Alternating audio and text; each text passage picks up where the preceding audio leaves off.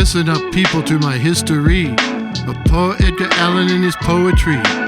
It's a tale of tears and woe, the sad, sad life of Edgar A. Poe. His pa ran off, his ma an actress. You could say his early life was a mess. Adopted by Allan, a businessman, at age 18 away he ran. And to get gone, he joined the army. As the British say, that proves he was balmy. He was put on duty at West Point, but managed to get kicked out of that joint. Then his career had its real start when he penned the Telltale Heart. Then he wrote The Evil, Gory Black Cat. Don't think he was ever to top that. It remains a perennial favorite now. Guess you could say it's the cat's meow. But should it leave you feeling glum, why not try the Pit and the Pendulum, chum? Alas, Poe Eddie was a luscious drunk. His career in gin was quickly sunk. But towards the end, as he lay a raven, he wrote that poem called The Raven. He died age 40 in Baltimore. Yes, Edgar Allan Poe's no more. On his grave they found a single rose, but in the library you can find all his prose. R.I.P. E.A.P. The end.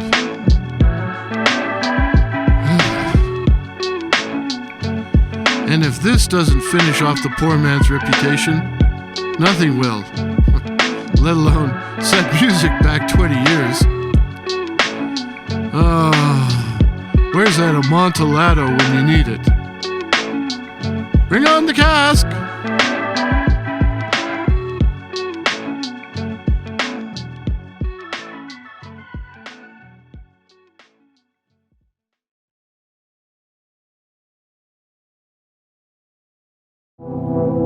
If alongside of the pathway you espy a new fur coat, do your best to make a getaway. Yes, hurry on up the tote, for what you see is no garment. It's not anything to wear, but will stick as fast as fresh cement, and your flesh begin to tear. 'Tis the evil Rumpty Fussel, with its furry, glossy pelt. What you see is only its shell, like a dress coat with a belt. The instant that you grab for it, it will make a grab for you, and swallow you up every bit, then turn your bones to grue. I swear this ain't a tall tale yarn. Oh, oh, oh. And those little balls of fur are human remains turned into yarn, not owl pellets, dear sir.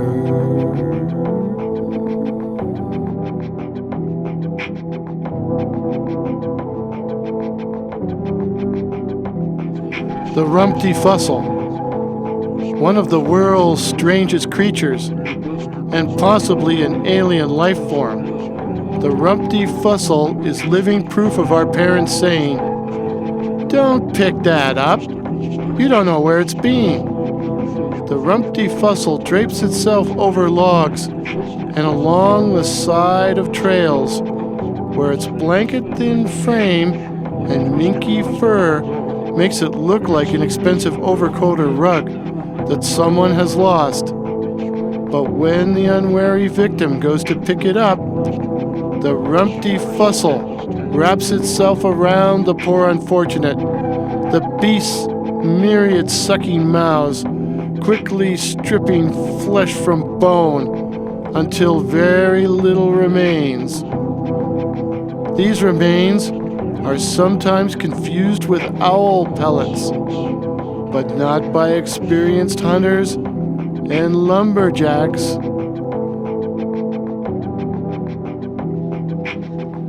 Just doing some experiments with sound today.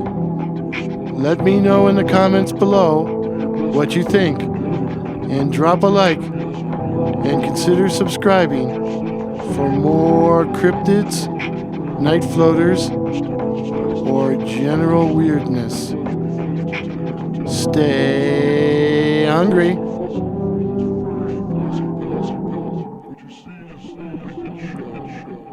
with a bell. The instant you grab for.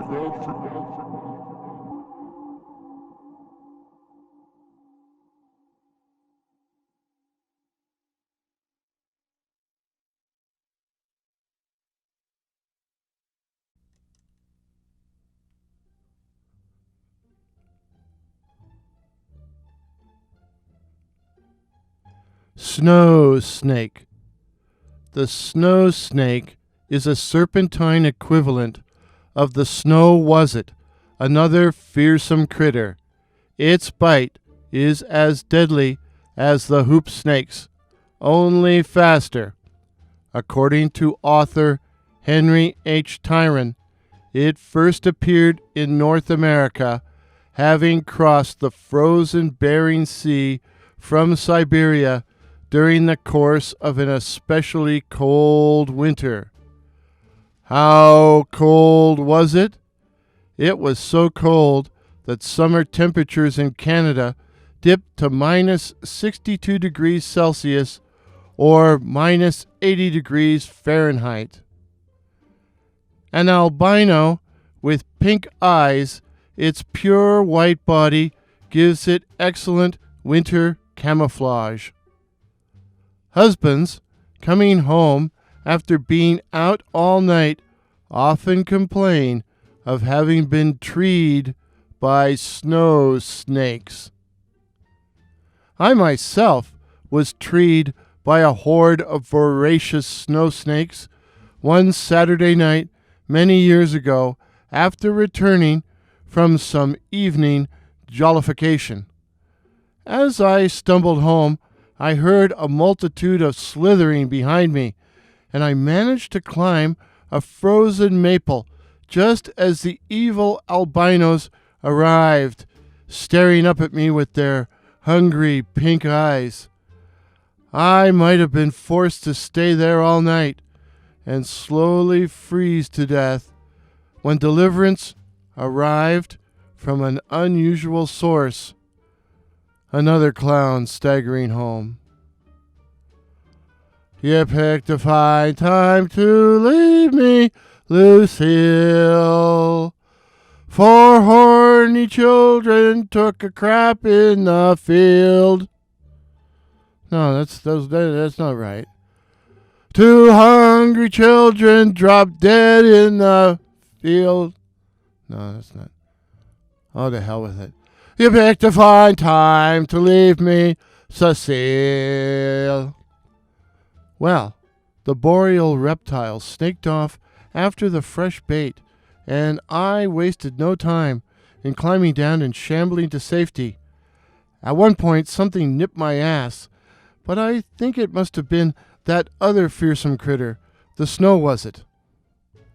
On Monday, a girl I was hot for told me her boyfriend had stayed out all Saturday night, as he claimed to have been treed by snow snakes, as he walked home singing Lucille. This was a few years ago, you know. And he had barely escaped with his life. Do you believe in snow snakes? She said, all wide-eyed. And I looked into those wide eyes, and I said, there are no such things as snow snakes. Ain't I a stinker? I lied, figuring the girl might dump the guy and then I might have a chance with her. But as far as getting anywhere with the young lady was concerned, I might as well have climbed a tree. What follows is a bad poem about the snow snake by the bad poet Warren S. James. It can be sung to the tune of Winter Wonderland.